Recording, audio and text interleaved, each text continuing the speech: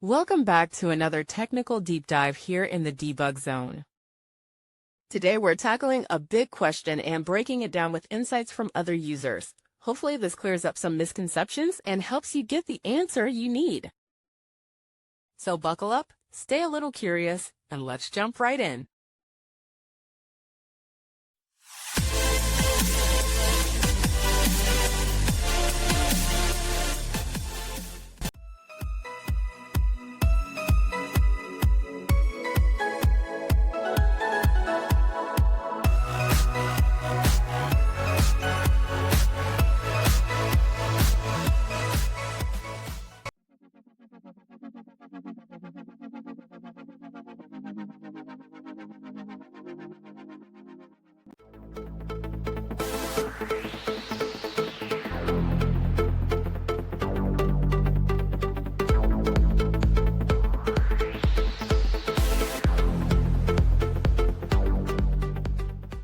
And that's a wrap.